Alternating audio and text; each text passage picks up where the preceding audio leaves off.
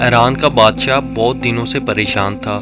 یوں تو ہر طرف خوشحالی کا دور تھا، مگر بادشاہ کی پریشانی کی وجہ اس کی اکلوتی بیٹی شہزادی ثنا تھی۔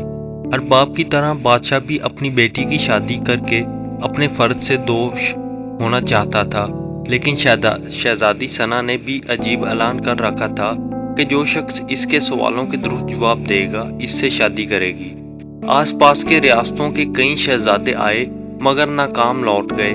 اس ملک میں نوجوان طالب علم بھی رہتا تھا، اس کا نام اعظم تھا۔ اس نے اپنے والد سے کہا کہ وہ بھی اپنی قسمت آزمانا چاہتا ہے۔ اعظم کے والد استاد تھے، وہ کئی برسوں سے لوگوں میں علم کی روشنی بانٹ رہے تھے۔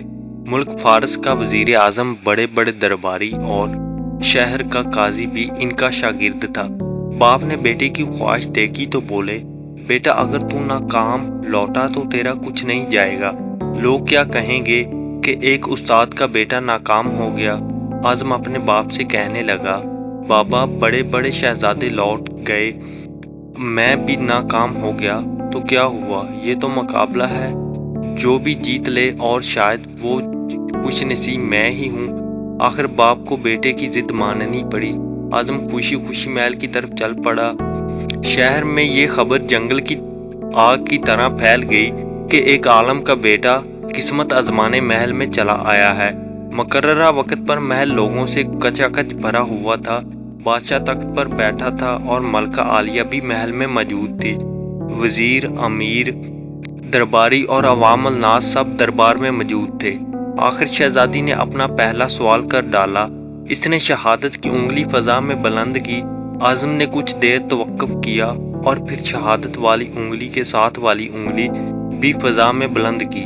یہ دیکھ کر شہزادی مسکرا اٹھی اور ملکہ عالیہ بولی، شاباش اے نوجوان، تم پہلا مرحلہ کامیابی سے طے کر چکے ہو۔ دوسرے سوال کے لیے شہزادی کرسی سے اٹھی اور ہاتھ میں تلوار لے کر ہوا میں چلانے لگی۔ کچھ دیر بعد وہ دوبارہ اپنی نشست پر آ کر بیٹھ گئی۔ بادشاہ سمیت ہر درباری کی نظر اعظم پر تھی۔ اعظم کھڑا ہوا اور اپنی جیب سے قلم نکال کر فضا میں بلند کر دیا، شاباش اے نوجوان، ہم خوش ہوئے، یہ جواب بھی درست ہے۔ ملکہ عالیہ کی آواز دربار میں ابھری۔ اس کے ساتھ دربار مبارک ہو کی آواز سے گونج اٹھا۔ دو سوالات کیا تھے، ان کے جوابات کیا تھے؟ اب ہر شخص اس پر غور کر رہا تھا کہ شہزادی نے کیا پوچھا اور اعظم نے کیا جواب دیا۔ لوگوں کے لیے یہ ایک راز تھا۔ آخر شہزادی نے تیسرا سوال کر ڈالا۔ وہ تیزی سے سیڑھیاں اتری اور تیزی سے سیڑھیاں چڑھ کر دوبارہ اپنی نشست پر بیٹھ گئی۔ یہ بڑا عجیب و غریب سوال تھا۔ ہر طرف خاموشی تھی، لوگوں کی سانسیں رکی ہوئی تھی۔ اب تو اعظم کے ہاتھ پاؤں ٹھنڈے ہوئے جا رہے تھے۔ آخر اعظم کھڑا ہوا اور اپنے دل پر ہاتھ رکھ کر شہزادی کی طرف دیکھنے لگا۔ مرحبا مرحبا اے نوجوان، مبارک ہو، شہزادی نے تمہیں پسند کر لیا ہے۔ ملکہ عالیہ کی آواز کے ساتھ ہی شہزادی ثنا شرما کر محل کے اندرونی حصے میں چلی گئی اور محل مبارک بعد کی آواز سے گونج اٹھا۔ لوگ خوشی سے جھوم رہے تھے۔ وہ دل ہی دل میں اللہ کا شکر ادا کر رہا تھا جس نے اسے یہ اعزاز بخشا تھا۔ بادشاہ نے اعظم سے پوچھا، اے نوجوان، ملکہ عالیہ کو تو تم نے مطمئن کر دیا، اب یہ بتاؤ کہ تم سے کیا پوچھا گیا تھا اور تم نے کیا جواب دیا؟ اگر تم نے ایک بھی غلط جواب دیا تو تمہاری گردن مار دی جائے گی۔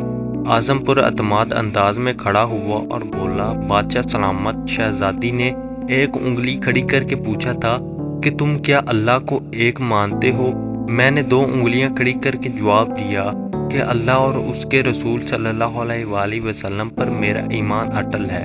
بہت خوب، ہم خوش ہوئے، بادشاہ نے مسکرا کر کہا۔ اعظم بولا۔ اس کے بعد شہزادی نے تلوار چلا کر پوچھا تھا، کیا میں اس سے بڑا کوئی ہتھیار ہے؟ میں نے جواب دیا، ہاں، قلم کا وار تلوار کے وار سے زیادہ کارگر ہوتا ہے۔ ماشاءاللہ نوجوان، تم نے ہمارا دل جیت لیا۔ تم نے ثابت کر دیا کہ جاہ جلال، دولت و حشمت کی علم کے سامنے کوئی حیثیت نہیں۔ لیکن تیسرا جواب بادشاہ نے حوصلہ افزائی کرتے ہوئے پوچھا۔ اعظم نے آسمان کی طرف دیکھا اور کہنے لگا، بادشاہ، شہزادی دربار کی سیڑھیاں اتری اور چڑھی۔ کرسی پر تھک کر بیٹھ گئیں۔ انہوں نے پوچھا تھا کہ میں تھک چکی ہوں لیکن میرے جسم کی ایک چیز نہیں تھکی۔ میں نے جواب دیا، دل یہ پیدائش سے لے کر موت تک بغیر تھکے دھڑکتا رہتا ہے۔ بادشاہ نے اعظم کو پاس بلا کر گلے سے لگا لیا اور کہا، اے لوگو، گواہ رہنا، میں نے حقدار کا حق ادا کر دیا ہے۔ میری بیٹی ایسے شخص کی بیوی بن رہی ہے جس کے پاس علم کی دولت ہے، جسے کوئی نہیں چرا سکتا اور نہ کم کر سکتا ہے۔ بادشاہ نے اسی وقت خوشی خوشی اعظم اور شہزادی ثنا کی شادی طے کر دی۔